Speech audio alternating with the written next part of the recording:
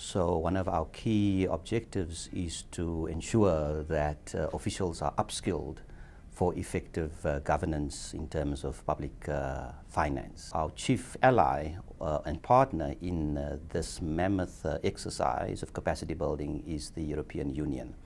And we are in fact now on the third program that's been generously funded by the EU, and it is called the Capacity Building Program for Public Finance Management Act, or in short we call it FMIP-IN, which is I suppose an acronym for Financial Management Improvement Program, which I think is a little bit easier on the tongue.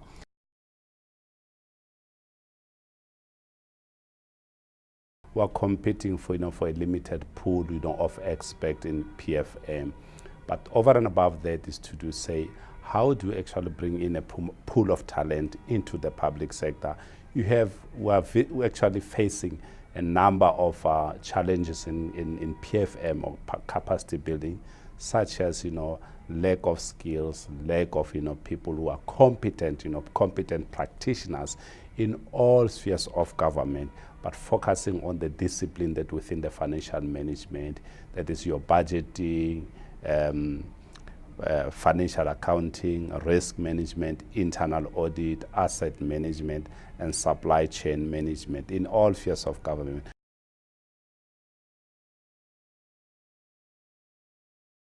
The program ran for around, I think, 28 months at most, but although different municipalities started at different times. So the objective of the project was to make sure that at the end of the support, all the municipalities that we supported would be able to undertake their financial management duties on their own.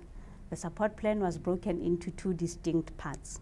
The first part focused on the institutional capacity. That is where we focused on training capacity in the budget and treasury office within a municipality. We focused on training the councillors as well, because they also needed to be trained so that they can provide proper oversight over the municipality. And we focused on making sure that the municipalities appoint the interns, the youngsters that come in for a period of 2 to 3 years.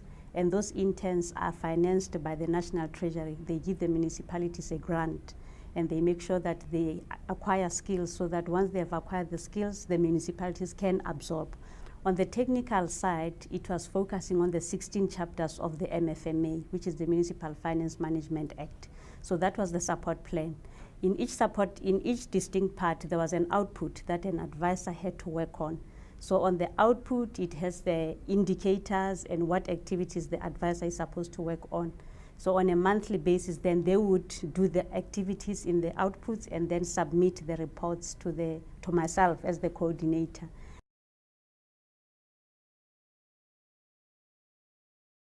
What made a difference in all of the 8? We got different results, we got improvements in implementing the plan, but I think only one stood out in the achievement. And the reason I believe it stood out is because of the political leadership in that municipality.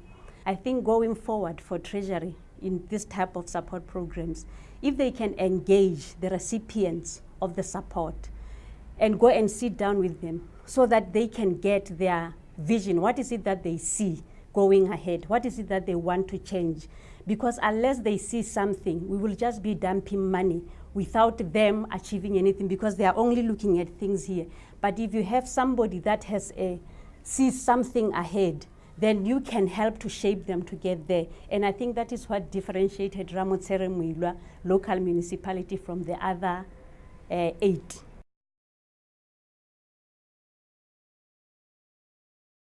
The government of South Africa has definitely invested a great deal, and a lot of our projects and our initiatives are of course funded through the government purse, through voted funds. Our donor funding, and particularly when it comes to PFM, I think amounts to about 1% of our budget, but that 1% has tremendous enabling and catalytic value to what we want to try and achieve in terms of governance of public finance.